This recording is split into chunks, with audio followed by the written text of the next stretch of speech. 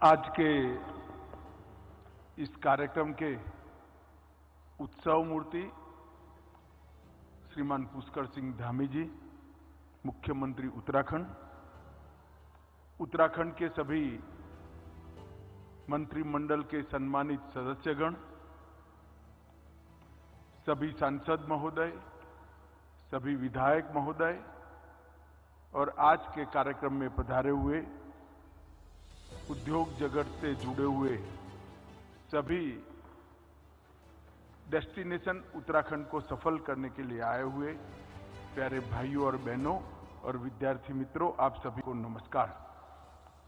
आज सबसे पहले मैं इस देवभूमि को और देवभूमि में स्थित बाबा केदारनाथ, बद्रीनाथ को प्रणाम कर मेरी बात की शुरुआत करना चाहता हूं। धामी जी ने ठीक ही कहा कि आज का कार्यक्रम ये डेस्टिनेशन उत्तराखंड का समारोह नहीं है, कई चीजों की शुरुआत। मैं भी मानता हूं, जब ये डेस्टिनेशन उत्तराखंड की परिकल्पना पहले उत्तराखंड आया तब श्री धामी ने मुझे समझाई, तब मेरे मन में भी एक हल्का सा डाउट था। मगर धामी जी बड़े उत्साह से समझा रहे थे, मैं कुछ बोला नहीं। मैंने बोला क्या लक्ष्य रखा है धामी जी आपने? तो उन्होंने कहा 2 लाख करोड़ का। परंतु आज 3.5 लाख करोड़ के एमओयू समाप्त हो चुके हैं। मैं धामी जी के नेतृत्व में समग्र उत्तराखंड के प्रशासन को बहुत बहुत शुभकामनाएं देना चाहता हूं और बधाई देना चाहता हूं। मित्रों, आज का ये समारोह 3.5 लाख करोड़ के एमओयू के साथ नए उत्तराखंड की अनंत संभावनाओं को तराशने की शुरुआत। अब उत्तराखंड अपने राज्य की प्राकृतिक सौंदर्य को बिगाड़े बगैर इको फ्रेंडली तरीके से किस प्रकार से इस छोटे से राज्य को उद्योग जगत के साथ भी जोड़ा जा सकता है, इसका एक मजबूत उदाहरण समग्र विश्व के सामने बनेगा, इसका मुझे पूरा भरोसा है। और इसीलिए हमारे प्रधानमंत्री मोदी जी ने बहुत विश्वास के साथ उत्तराखंड की पहाड़ियों पर आकर कहा कि 21वीं सदी का तीसरा दशक उत्तराखंड का दशक होगा। ये मोदी जी का भरोसा हर उत्तराखंड वासी की धाती। एक ही स्थान है जहां दैवी शक्ति भी है और डेवलपमेंट भी, दोनों को साथ में रखने वाला एक ही स्थान है। और धामी जी ने इसके साथ परफॉर्मेंस को भी जोड़ दिया है। बड़ी विनम्रता के साथ अभी जो टनल में फंसे हुए 41 श्रमिक भाइयों को निकालने का श्रेय धामी जी ने भारत सरकार में प्रधानमंत्री जी को, सारी एजेंसियों को देने का प्रयास किया। मगर धामी जी मैं आज निसंकोच कहना चाहता हूं कि आपके नेतृत्व के प्रयास ने ही 41 मजदूरों को सकुशल बाहर निकाला। पूरा देश चिंतित था, पूरा देश सोच रहा था क्या होगा इस श्रमिक भाइयों का। इतने दिन तक रास्ते नहीं निकलते थे और बीच में एक के बाद एक व्यवधान आते थे, मगर बड़े धैर्यपूर्वक अंदर उनका मोरल बूस्टिंग करने के प्रयासों सहित मैं बारीकी से देख रहा था पूरी चीज को। प्रधानमंत्री जी स्वयं इसको मॉनिटर भी कर रहे थे, मगर इसका एग्जीक्यूशन धामी जी ने बहुत अच्छे तरीके से किया। और कई बार वो उत्तराखंड की जनता को स्थान पर जाकर संबोधित भी किए। उनके चेहरे पर अद्भुत शांति और आत्मविश्वास जो था, वो बहुत बड़ी बात है, एक नेतृत्व के लिए बहुत बड़ा प्रमाण है। मैं बहुत बहुत बधाई देना चाहता हूं इस सफल रेस्क्यू के लिए उत्तराखंड सरकार और विशेष कर श्री धामी जी। अटल जी ने उत्तराखंड की स्थापना करी, उसके पीछे उद्देश्य था कि इतने बड़े उत्तर प्रदेश में कहीं ना कहीं उत्तराखंड के विकास को निग्लेक्शन का अनुभव होता था, विकास हो नहीं पाता था। और 2 दशक के सफर के बाद आज मैं कह सकता हूं कि अटल जी ने उत्तराखंड को बनाया था, मोदी जी ने उत्तराखंड को संवारा है और अब मोदी जी के नेतृत्व में उत्तराखंड आगे बढ़ रहा है। मित्रों, आज यहां पर डेस्टिनेशन उत्तराखंड के नाम से ग्लोबल इन्वेस्टर समिट हुई। 2 दिन की समिट में 3.5 लाख करोड़ के MOU हुए और आज कई प्रकार की नई शुरुआत उत्तराखंड के अंदर अनंत संभावनाओं को खोलने वाली शुरू हुई है।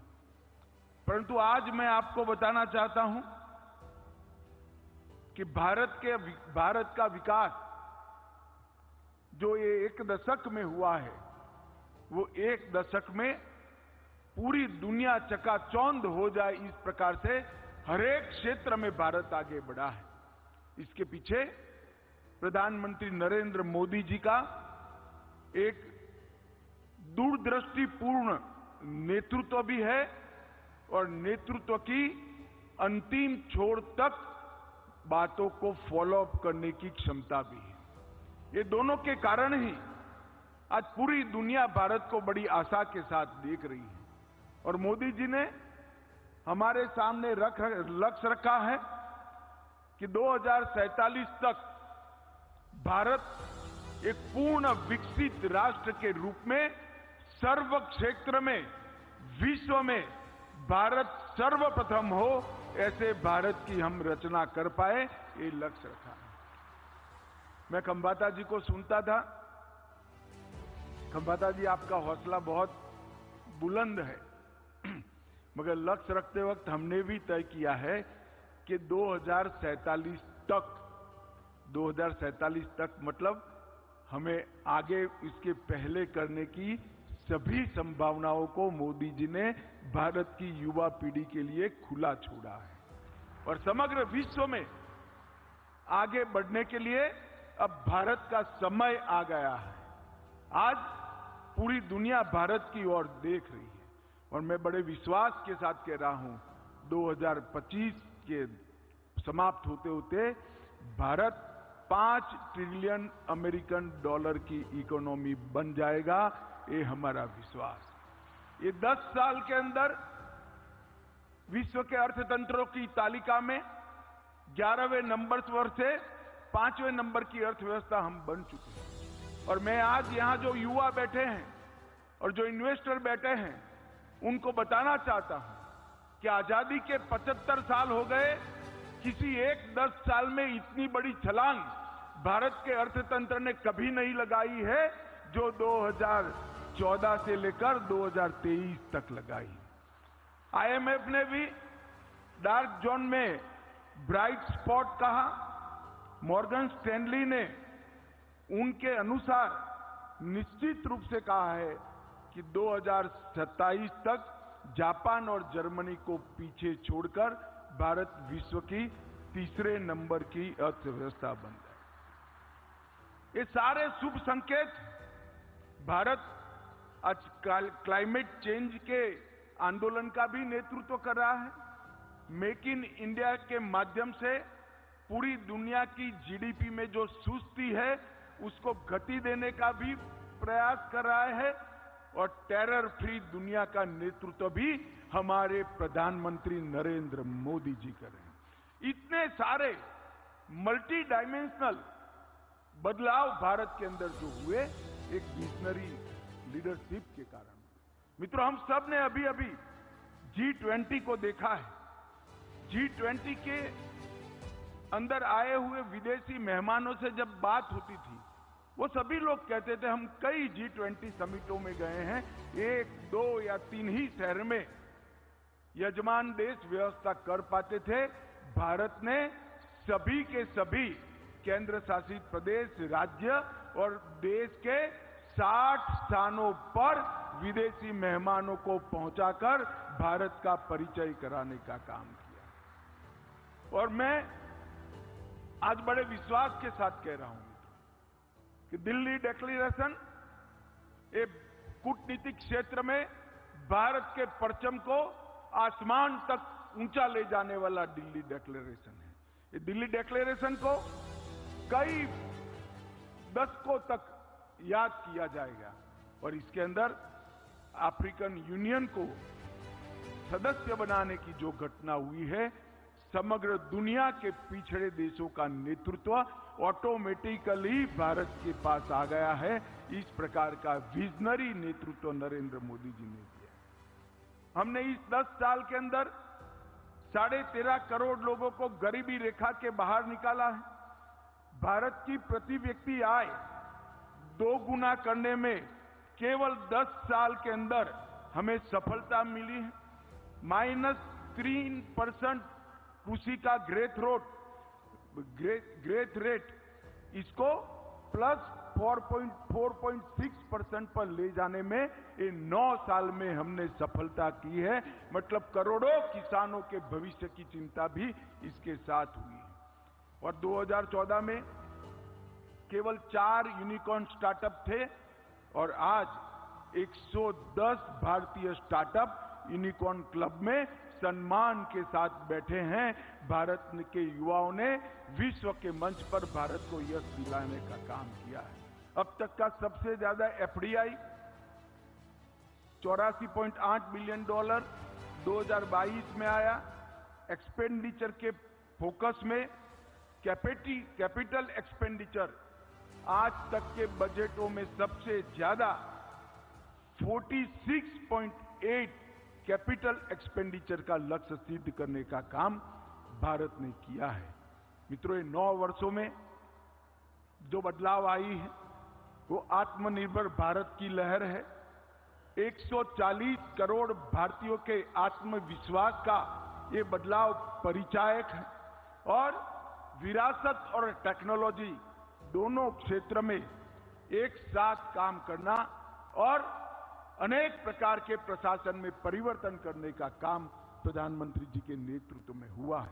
राजनीतिक स्थिरता, भ्रष्टाचार मुक्त शासन, जन कल्याण की नीतियां, इन्वेस्टमेंट फ्रेंडली एजेंडा और शांतिपूर्ण माहौल, इस सभी मामलों में 9 साल के अंदर ढेर सारा काम हुआ है।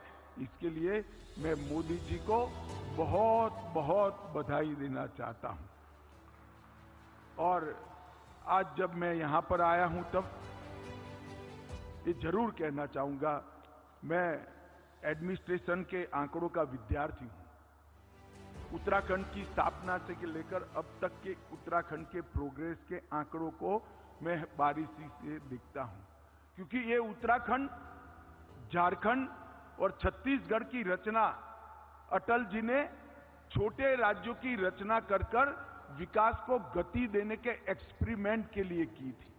एक्सपेरिमेंट का क्या प्रयोग आया, एक्सपेरिमेंट का क्या परिणाम आया, वो पूरी दुनिया के लिए बहुत महत्वपूर्ण है। इसलिए मैं बारीकी से देखता हूं। मैं आज बेझिझक कह सकता हूं कि भारतीय जनता पार्टी के नेतृत्व में और पुष्कर सिंह धामी के मुख्यमंत्री काल में उत्तराखंड ने सबसे ज्यादा प्रगति करने का काम किया है। और ये प्रगति ऑल अराउंड प्रगति हुई, हर क्षेत्र के प्रगति हुई।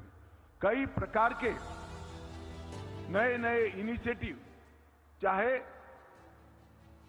भारत की सीमाओं पर खाली होती गांव, पलायन, इसको रोकने के लिए इनिशिएटिव लेना हो, चाहे यात्रा को सुचारू रूप से चलाने के लिए व्यवस्थाएं खड़ी करनी हो, चाहे इंफ्रास्ट्रक्चर खड़ा करना हो, चाहे इन्वेस्टमेंट फ्रेंडली पॉलिसियां बनानी हो।